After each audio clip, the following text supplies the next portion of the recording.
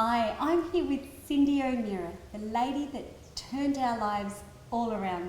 Thank you so much for joining us today, Cyndi. Oh, it's an absolute honour because of what you've done, and I really appreciate that you're giving me this time to speak and let people know what's happening out there. Oh, thank you. I really appreciate this. Your words in those moments really did transform our lives. Good. So just looking back at our journey with Mia, she was on antibiotics every few weeks and was covered in steroid cream, literally head to toe. What sort of impact was this happening on her body? Yeah. So the body has an immune system, and what helps that immune system is a bunch of microbes. And those microbes are on our skin, they're in every orifice that we have, they're from the mouth right through to the anus. So basically, genetically, we are 90% microbes and 10% genetically human cells. And we work in this amazing symbiotic relationship with them.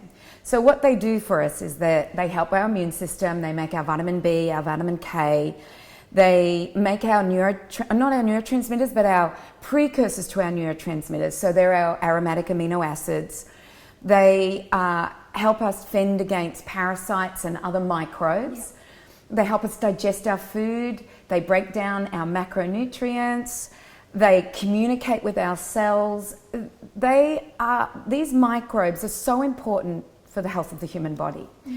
And for many years, we've been in a very antibiotic world. But we're now getting into a very probiotic world where we're realizing that if we kill these microbes, we can't live well. We can't live with health.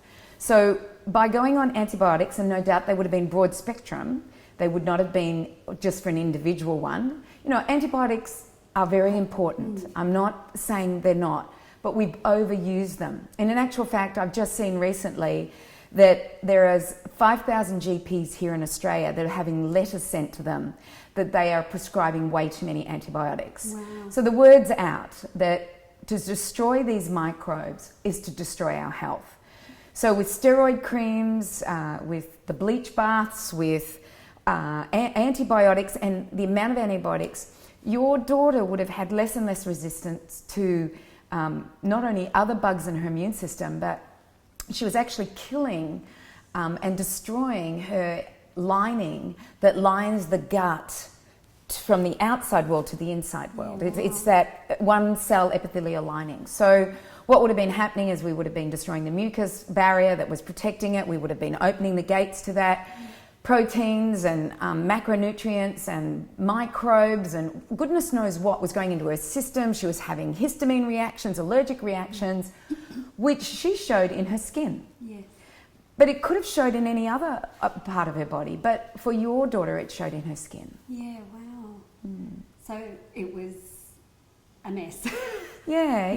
And until you address that, you can't help that child. And this is what we're finding over and over and over again, is that we go for the antibiotics, the steroid cream, the methotrexate if it's an autoimmune disease, but we're not addressing the root cause of the issue. And when we start to address the root cause, then we don't use these products unless in an emergency. Yes. We don't use these products, but we start to heal that gut, which is probably the most important thing, and the microbes. Yeah, absolutely. And so when we met you, we were just on the cusp of starting methotrexate. We had received the script and I'd met you just in time, and we turned it all around.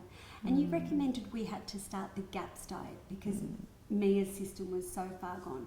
Can you explain how the GAPS diet works and why it's so important? Sure. So let me first address who Natasha Campbell McBride is, who started the GAPS diet. So this is a medical doctor. She graduated from medicine, had a child. Her child was, at 3, I think it was diagnosed with autism. So she went to her profession and said, well, what can we do about it? This was like 25 years ago, maybe even 28 years ago. What can we do about it? And they said, there's nothing we can do about it. Being a mother, and a mother bear at that, or a mother lion at that, she went, that's not good enough. So she goes back to university, and I think she studies neurology and nutrition. Yeah.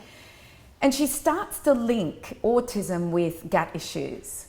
And she realizes her son has both these issues. So she figures if she starts to heal the gut, then she can heal his brain. Yes. So he was displaying brain issues and nervous system problem issues, whereas your daughter was displaying skin issues. So it could, and very much we know now that it's probably a nervous system that is affected, and the nervous system goes to every part of the body. So you could be affected in many parts, you know. So, but for the case of Natasha Campbell McBride, it was her son with autism. So she figured it was the old traditional foods, the broths, the fermented foods. She knew that she had to heal the gut, and she knew that broths had the amino acids in order to heal the gut. She also knew she needed to feed the microbes in the gut, which was her fermented foods, which is what she does. And she actually, her son is he's fully functioning, has a girlfriend, been through university. He no longer has the diagnosis of autism. Wow.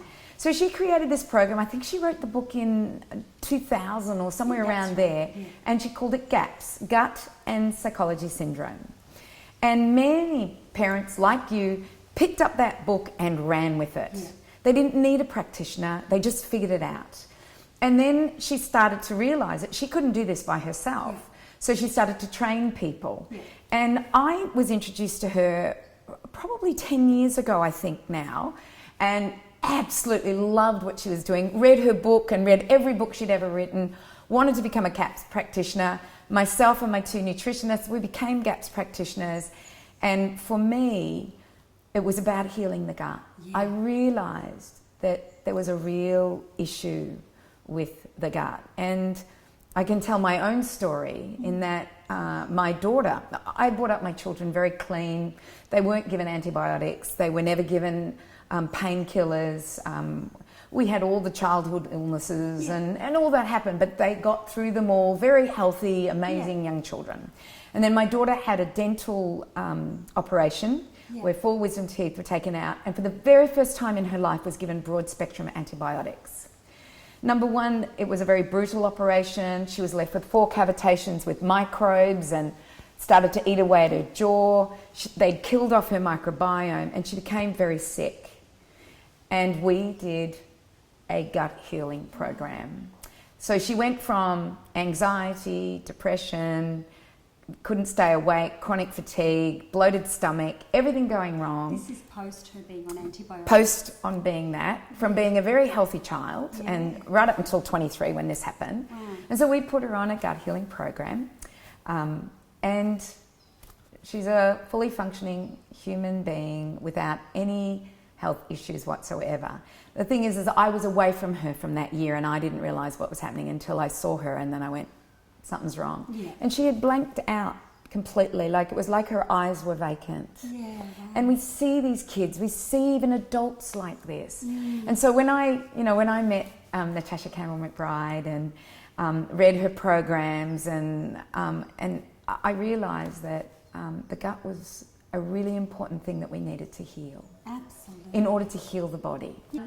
So, Cyndi, if you do need medication and you do need to take antibiotics, how can we manage that for ourselves? How can we manage the effect of that on our body?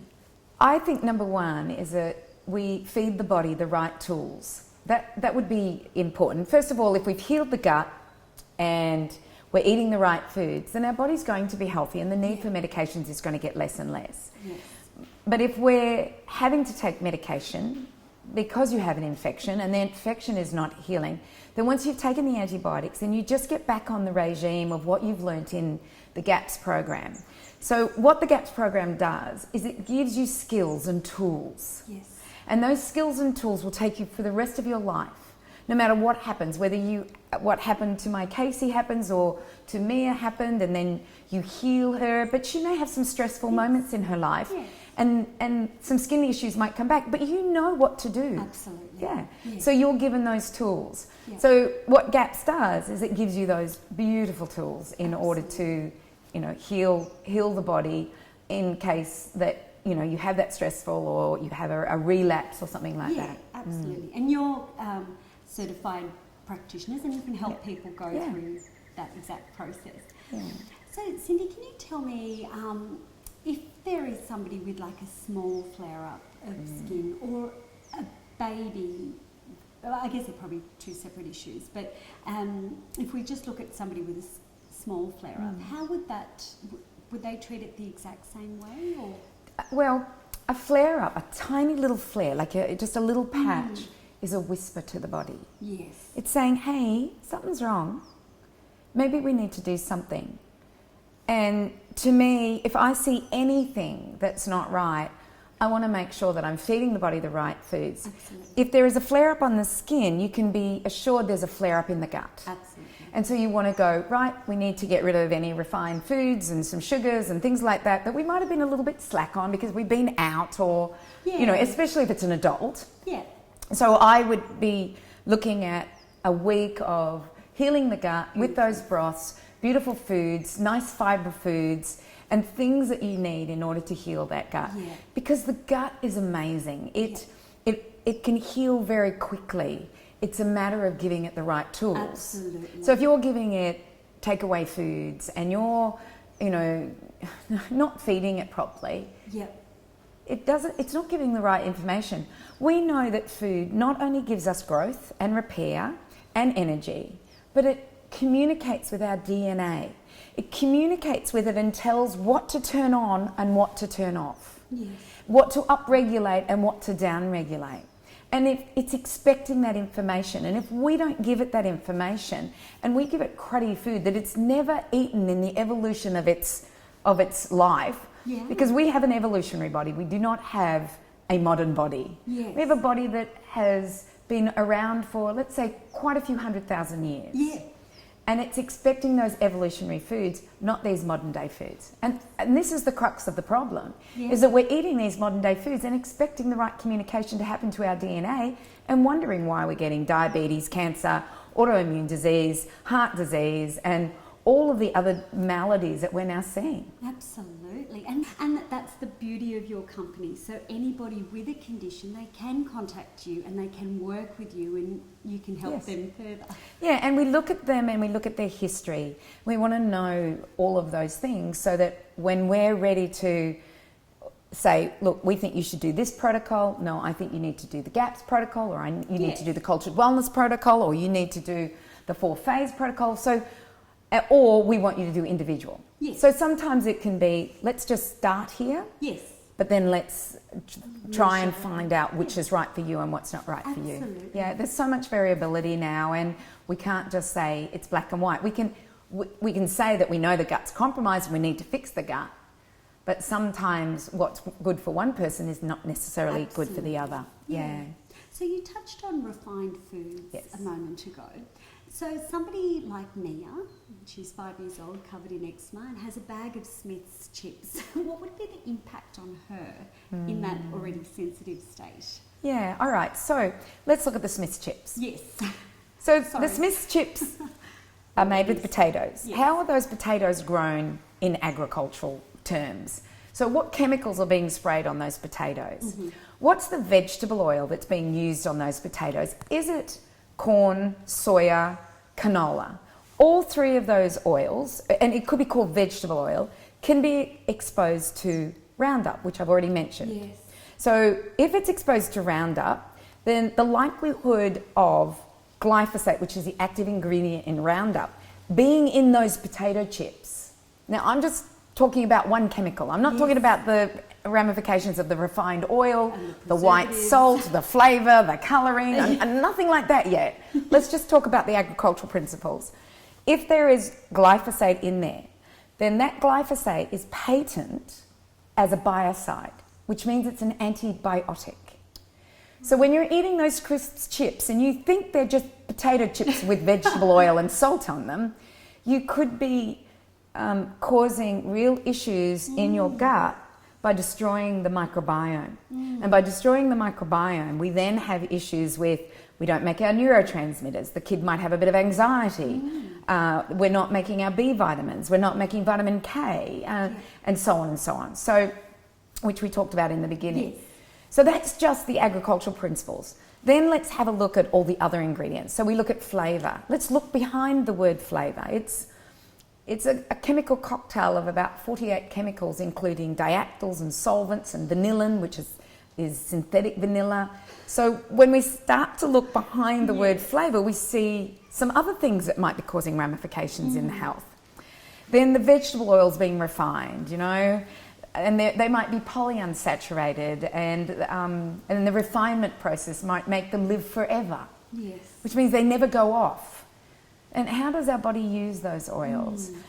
So what else is in them? There's usually, like, there could be colours. Yeah. So what are the colours doing, and how are the colours? Are they azo dyes? Are those azo dyes causing the asthma or the eczema in the child? So you think it's a simple bag of potato chips. Exactly. But there's a whole story behind those potato chips. Yeah. Well, thank you. That's phenomenal. Don't bring a food up if you don't want me to analyse it. That's great. Yeah. And what about wheat? You've got an amazing, absolutely amazing documentary on what's with wheat. And me as intolerant to wheat, and I discovered at the age of 40 that I too am intolerant to wheat. So what's going on? Yeah. So I was born in 1960. Yeah. And I was brought up in country Victoria. Yep. My mum made all the bread. We would have pancakes for breakfast. She'd make muffins and cookies and cakes, and you know, she made everything from scratch. And I don't remember in the 60s and 70s anybody having a wheat issue. I don't remember celiac disease being something that you heard about. Absolutely. I don't remember wheat allergies. It was just a part of our life. We've eaten wheat for thousands of years, from the agricultural revolution right through. It was prepared in a certain way. We fermented it. Well, my mum fermented the wheat as well. But I've noticed since probably about the 80s, there was a beginning of, I'd see people with wheat issues. Right. Then by the year 2000, it became almost epidemic. Especially in this last decade, I am seeing people, an increase in celiac disease, an increase in wheat allergy. In 2012, Dr. Alessio Fasano out of Harvard University coined the term non-celiac gluten sensitivity. And then we're starting to see gluten, especially, which is in the wheat, which is the protein in the wheat, associated with autoimmune diseases. Right. Such as Hashimoto's, rheumatoid arthritis, lupus, multiple sclerosis, all of those autoimmune diseases we're now starting to see an association with gluten, which is in the wheat grain. So what has happened to wheat? Number one, we eat it at every meal. Absolutely. It's in most of our foods. Our vitamin C is made from it. Cosmetics are made with wheat. What else is... additives can be wheat-based. And we find that wheat is insidious. It's everywhere. Even our... I found our doors are made with wheat. There's this thing called stramit that's the wheat grass rather than the grain. So it is everywhere. So that's number one. We don't prepare it properly. We've started to take the germ and the bran out, and we fortify it with synthetic vitamins and minerals. And one issue with wheat at the moment is that they put folic acid into it. Now, there's a percentage of the population that doesn't have the gene that will convert folic acid to folate. Wow. And if it doesn't convert folic acid to folate, then your body can't use it. And so it runs riot in the body. Yeah. And there's new research that's just coming out that is showing that this folic acid that can't be converted may be causing midline problems in children, such as lip tying, tongue tying.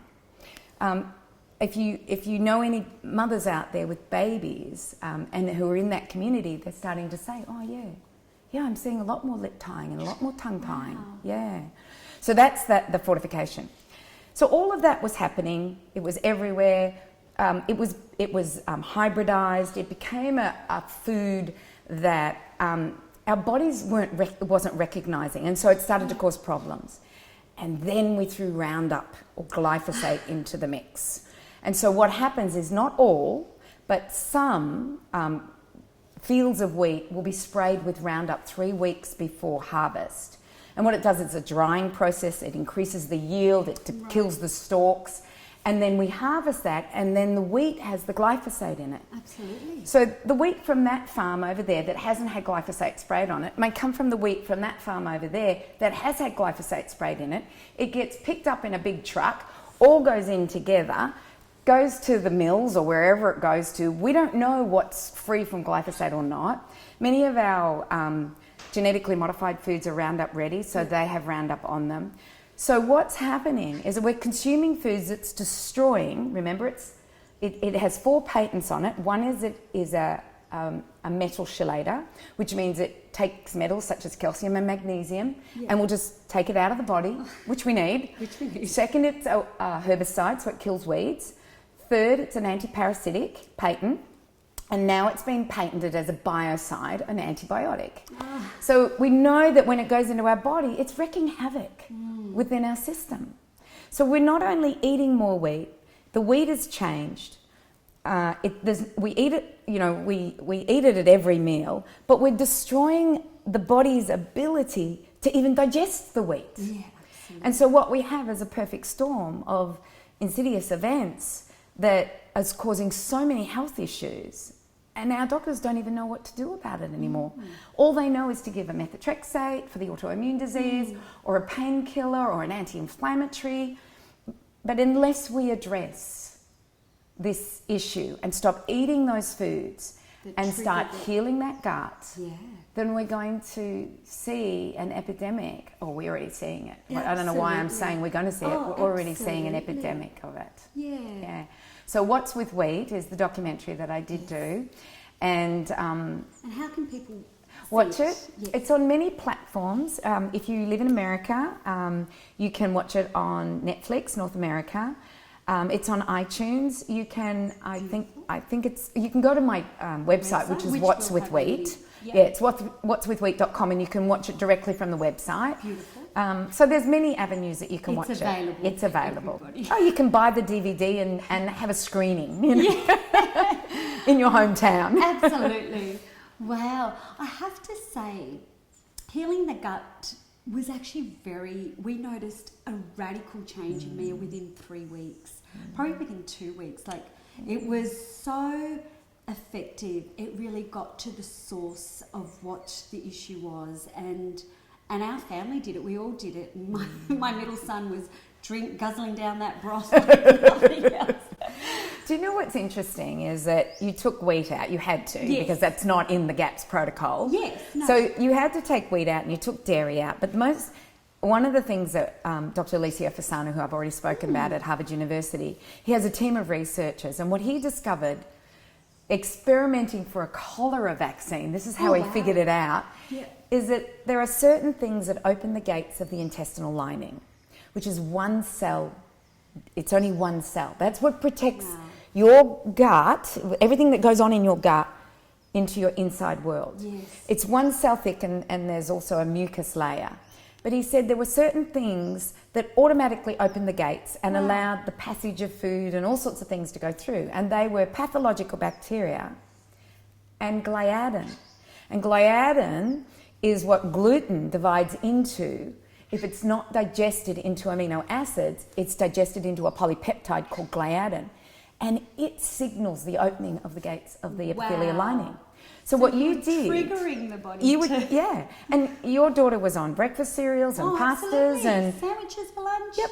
She was on what we call the standard Australian diet, the SAD diet. And as a result, you took all that away. Absolutely. You no longer were opening the gates. Yeah. You were healing it. You had great fat. Yeah. You were healing it. No wonder she had such... I love it. I love hearing this. And we revert to it all the time. So when Mia gets really tired or run down, we'll just coconut oil our food, and and that's our lifestyle, and it's great.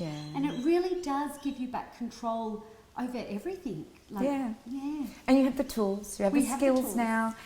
And I think that's what we're not doing in medicine. We're not teaching skills and tools for parents to help their children. What we do is we don't trust our children's bodies. We don't trust our own bodies. We see a sign or a symptom, such as a bit of eczema or a cough or a cold, and we go straight to our doctor, and our doctor doesn't go, Well, that's a really good whisper of the body. Yes. We need to start healing what's happening, feeding the body the right foods, and it will heal itself. But instead we just put a bit of cortisone cream on it, not realising that that's a whisper. Or a cold is a whisper. Slow down, calm down. You're doing too much. Go and sleep. What do you feel like doing? Have some broth, chicken soup. Exactly. Chicken soup. The Jews knew it. Here, have some chicken soup. There's some immune properties in there. Absolutely. Yeah. So much wisdom in all of our ancient There techniques is. and herbs and everything. So Cyndi, you spoke about the cultured wellness program. Can you talk a little bit more about that? Yeah. So the program from GAPS, because sometimes GAPS doesn't work for everybody. Right. Okay. And what happened was that this woman by the name of Kirsty Worth, another mother, was given a devastating diagnosis for her child of non-verbal autistic. At the age of 3, I believe, he was given that diagnosis. So she did the GAPS program for 2 years. And while there was a lot of success, he was obviously in a really bad way. She didn't have the success that she wanted. She had a PhD, she was a teacher, she knew how to research. So she said, I'm missing something, there's something missing here. So she went on this amazing research with genetics and the microbiome and all sorts of things she did. And you'll be happy to hear that her son is verbal. Wow. He's quirky. He's gorgeous. He is absolutely gorgeous. And she will stop at nothing to make sure that he has a 100% chance of being a fully functioning young boy, which is the way he was born. That is. He was born that way. Phenomenal. So he had colic and he was given, medications because that's what we know to do. Right. We give medications for the colic and things like that. So she created a program and it's called the Cultured Wellness Program, which Changing Habits has on their website. Beautiful. And it's what my daughter ended up doing because she was so bad. Right. And so she ended up doing this program with Kirsty. And it's very much like GAPS, but she introduces resistant starch. And resistant starch is to feed our good bacteria. So what happens is that if we don't feed that bacteria, then the environment is not right there, and then they don't take hold. Most kids and adults, the environment's pretty good, we've just got to clean it out and get it fixed. And that's why GAPS works so brilliantly. But sometimes there are adults and children in such a state that we just have to go a little bit beyond. And this, I believe that it is an amazing program, but it's a lot harder than GAPS. Yes. So some people start there, but if it's not helping them, then they'll go on to the Cultured Wellness Program. Right. And so what does this involve? You're doing the Still the Good Fats and elimination diet, and you're slowly introducing what sort of foods are you eating? Yeah, so in the beginning, and so my daughter, I can tell you what happened with my daughter. So what we did with Casey is we virtually eliminated everything but liver. So she could eat a lot of liver. I made a lot of pate. She could eat cruciferous vegetables, but they had to be cooked. What's a cruciferous? Cruciferous being cauliflowers and broccolis and those types of vegetables, Brussels sprouts. So she could eat the cruciferous vegetables, but they had to be well cooked and butter had to be added to it. So why was the butter added to it? The butter was added to it because butter has got butyrate in it. Butyrate heals our gut lining. And so she didn't have the bugs in there to produce the butyrate, so she had to be consuming a lot of butyrate. So she ate those. Mayonnaise made from olive oil. Delicious. Going, with egg yolks and mayonnaise. She couldn't eat onions and garlic. She did broths. We did a lot of slow-cooked meats and broths. And then we added the resistant starch. So a resistant starch is something like a potato or some white rice or a grain that you've cooled and cooked again. And it changes the carbohydrate and makes it a resistant starch. And a resistant starch means that those bugs in your body go, yummy, yummy, yummy, I have something to eat, I'll take that. Beautiful. There's also the involvement of enemas. So there's coffee enemas, probiotic enemas, garlic enemas, and there's more to it than... Of course. And you're able to help. Well, yes, we help people through that whole process. Yeah. Wow, and the results Well, what happened was that I met Kirsty because of a culture that she has, a beautiful culture that I love. She has a beautiful culture. And I met her through that. And then when I realised how sick my Casey was when she came home, I rang her and I said, I know you've done this with your son. I'm thinking about gaps, but I have a feeling that it's not going to be enough. She is so bad. Yeah. And so she said, Cyndi, do you know that I coach people through this? And I went, no. So within days, I flew my daughter home. We had a meeting with Kirsty, Skype it was, and my daughter at the end of it, who was 23 at the time, said, Mum, somebody understands me. For the first time, somebody understands me. So I sent a lot of people to Kirsty, especially the ones that I know are really in a bad way. Yeah. You know, they're not awake half their life. Yeah. They're depressed, they're anxious, they have all sorts of issues, infertility or and children, everything, the whole lot. And so Kirsty was being inundated. And so she rang me and she said, Cyndi, I can't do this by myself. I don't know how to go to the next step. So I said, well, this is what I think you should do. And she chewed over it for a while. And then she said, I really need a partner to help get this out. Beautiful. So that's what we've done. And so you'll find Cultured Wellness on the Changing Habits website. Perfect. Yeah. Perfect. And you'll learn about that. We've got, like I said, we do GAPS, we do the Cultured Wellness program and other programs as well. But we're here to help people get back to real food. Absolutely. Heal their guts, get back to real foods. By doing that, we can affect the whole of the human body. Absolutely. As long as it isn't a leg chopped off. I can't do anything about those things, That's emergency care. Our doctors are brilliant at that. Absolutely. Let's go there for emergency care. But when it comes to chronic problems, then we need to look further. You have been absolutely phenomenal.